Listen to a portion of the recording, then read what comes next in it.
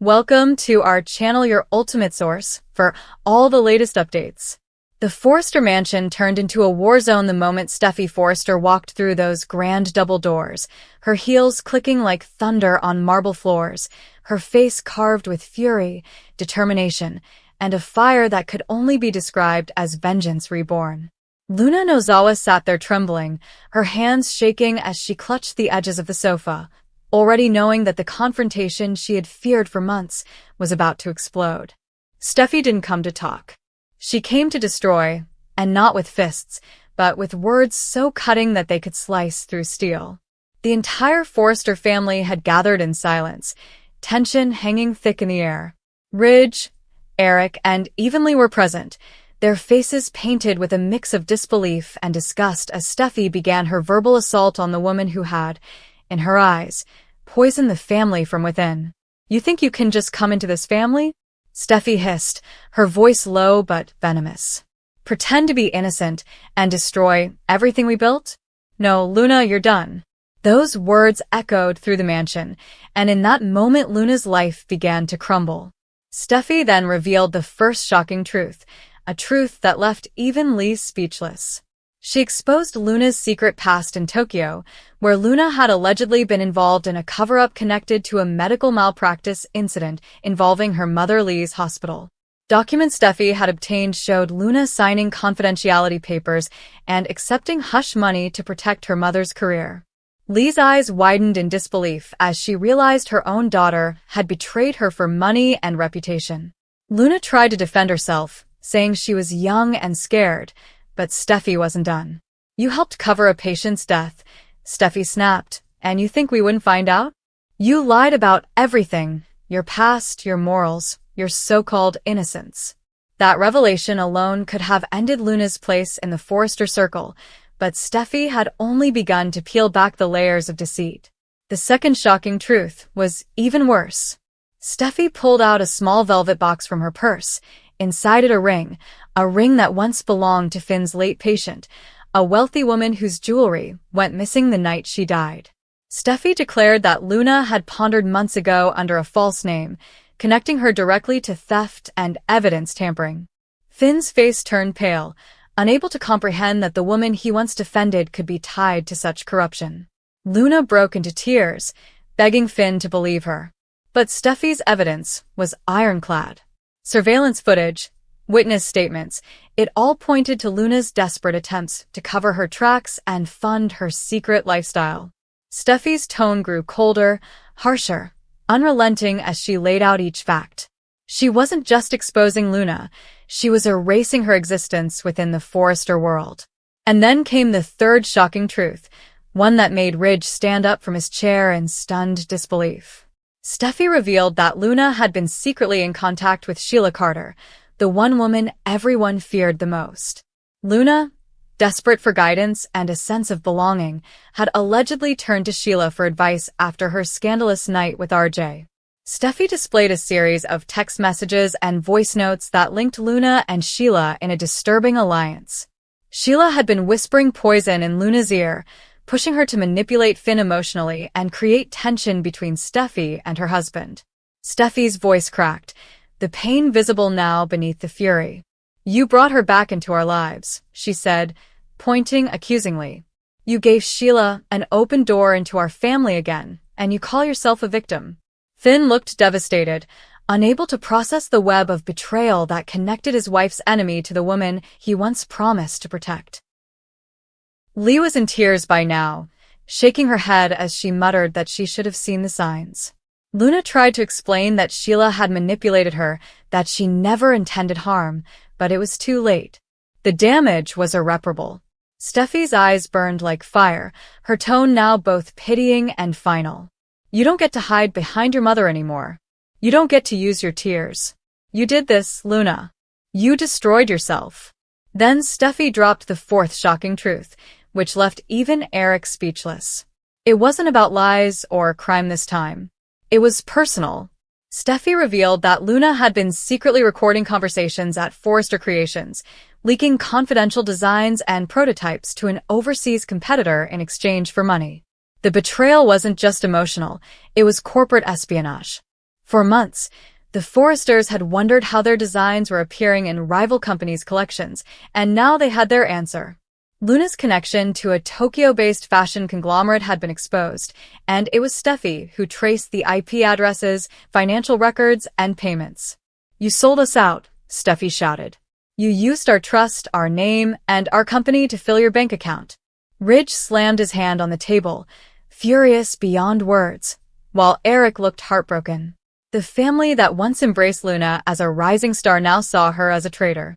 The company's reputation had already suffered from leaked designs, and now the culprit was standing in their own living room, crying and shaking, but with nowhere left to run. The room was silent except for Luna's sobs, but Steffy wasn't done yet. She had one more truth, the most devastating of all. The fifth and final shocking truth came like a dagger to the heart. Steffy looked directly at Luna, her voice trembling but steady as she revealed that the baby Luna lost, the one that had torn the family apart, was not RJ's child, nor even Finn's, as some had speculated. It belonged to a man Luna had met during her supposed business trip in Tokyo, a married executive who later confessed to Steffy's private investigator that he had paid Luna for silence after a brief affair.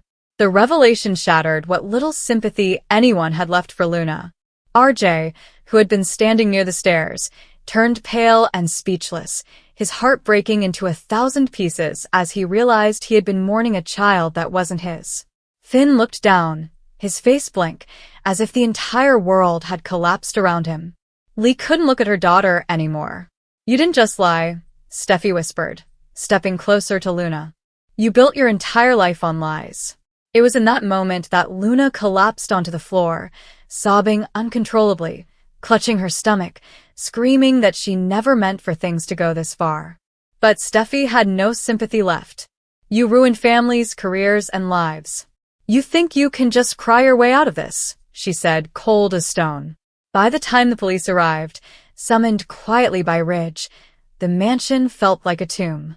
Luna was charged with multiple counts: fraud, corporate theft, conspiracy, and obstruction of justice. As she was handcuffed and escorted out, she looked back one last time at the family she once called her own, her tears-streaked face reflecting a life destroyed by her own deceit. Finn turned away, unable to bear it. RJ stormed out of the room, his heart in pieces. Lee stood frozen, her face pale, whispering, "My daughter, what have you done?" Steffy didn't flinch. She had done what she came to do, protect her family no matter the cost. Weeks later, Luna's trial became one of the biggest scandals in Los Angeles. The courtroom was packed with reporters, photographers, and curious onlookers eager to witness the downfall of the woman who had once been called the Angel of Forrester.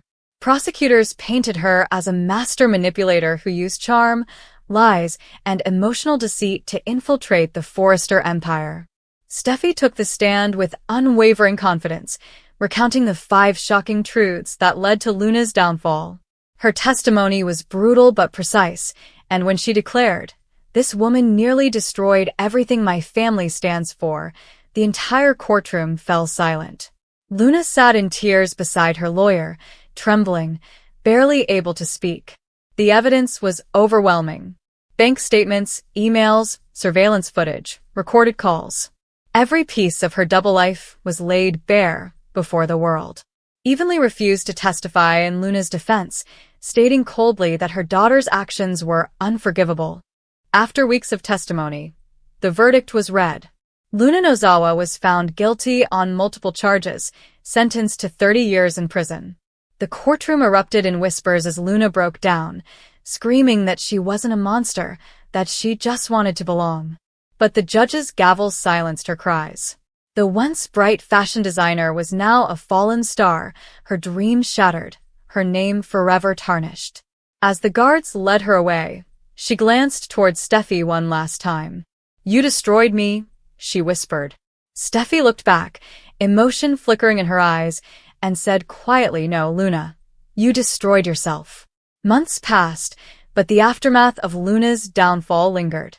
Forrester Creations recovered slowly, with Steffy reinstated as a hero in the public eye. Ridge publicly praised his daughter for her strength and courage, calling her the protector of the Forrester legacy.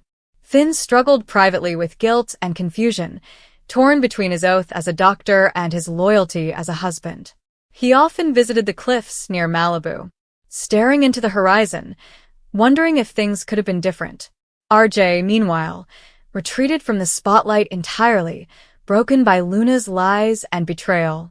He poured himself into his art, painting dark, abstract canvases that reflected the pain in his heart. Lee, haunted by the scandal, buried herself in work, refusing to speak of Luna again. The Nozawa name became a taboo subject in the Forrester home, a reminder of how easily love and trust can be weaponized. Inside prison, Luna lived in quiet torment. Her once glamorous life was replaced by cold concrete walls and endless regret. She wrote letters to Finn and RJ that were never answered, and sometimes she would sit by the small window in her cell, staring at the sunlight, whispering to herself that one day, someone would forgive her. But the world had moved on. The fashion industry erased her name from history, her designs credited to others, her career nothing but ashes. In moments of clarity, Luna admitted to herself that Steffy was right, that she had indeed built her life on lies. But in her heart, she still believed that love, somewhere deep down, had been real. Back in Los Angeles, Steffy stood by the Forrester Creations window one evening, watching the sunset over the city. Ridge entered quietly, telling her she had done the right thing. "You protected us," he said softly. "You did what needed to be done." But Steffy's expression was distant. "Did I?" she whispered. For even though Luna's crimes had been real, Steffy couldn't erase the image of that broken young woman crying on the floor, begging for mercy. Justice had been served, but peace still felt out of reach. Some nights, Steffy dreamed of Luna, dreams where Luna smiled at her, not with malice, but with sadness, as if asking, was it worth it? Steffy always woke up sweating, unable to shake the feeling that despite everything, they were both victims of the same endless cycle of pain, pride, and power that haunted every generation of the Forrester family. In the end, Steffy Destroys Luna, with 5 shocking truths, became more than just a scandalous story. It was a reflection of what happens when ambition, secrets, and vengeance collide in the glamorous yet treacherous world of the bold and the beautiful. Luna's 30 years in prison became a legend whispered about in the halls of Forrester Creations, a cautionary tale for anyone who dared to betray the family. And Steffy, though victorious, carried the scars of that victory in silence, knowing that sometimes the truth can destroy just as much as it saves. Where Luna Nozawa's once shimmering spirit dulled into quiet submission. Her cell was small, barely wide enough to pace, yet her mind never stopped racing. Every night she replayed the day Steffy exposed her, every word, every tear, every fragment of her shattered life. She would close her eyes and hear Steffy's voice like an echo carved into her soul. "You destroyed yourself." Those words became both her punishment and her mantra. The guards barely recognized the former fashion prodigy. Gone were the designer dresses and confident smiles, replaced by a hollow stare and trembling hands that used to sketch beauty, but now shook under fluorescent lights. Her fellow inmates knew her story. The Forrester traitor, they called her, and while some pitied her, others mocked her fall from grace. Yet Luna, broken as she was, refused to let her mind die. Every morning she wrote in her notebook, sketching designs from memory, whispering to herself that one day she would find redemption, even if the world had condemned her forever. Outside those prison walls, Los Angeles had moved on, but ghosts have a way of haunting even the strongest hearts. Steffy Forrester appeared stronger than ever, running Forrester Creations with precision, expanding internationally, smiling in interviews, but behind closed doors, her soul felt fractured. She told herself she had saved her family, but sometimes in the quiet of night, she questioned whether she had gone too far. Did Luna deserve 30 years in prison? Was total destruction truly justice, or was it vengeance disguised as righteousness? Steffy often caught herself staring at the framed family portrait in her office, everyone smiling except Luna, whose ghost seemed to linger in the reflection of the glass. Finn noticed her distance, her sleepless nights, her sudden silence during dinners. He tried to reassure her that justice was served. But part of him no longer believed that either. Deep down, Finn's heart had been torn in two, one half devoted to his wife, the other haunted by the broken woman he had once promised to protect. One rainy evening, Finn couldn't resist anymore. He drove to the prison without telling Steffy, his hands gripping the steering wheel as his mind swirled with guilt. When Luna saw him enter the visitation room, she froze, unable to breathe. Her once glossy hair was now tangled, her skin pale, but her eyes, those deep, pleading eyes, still burned with the same soft sadness. "You shouldn't be here," she whispered. Finn sat down quietly.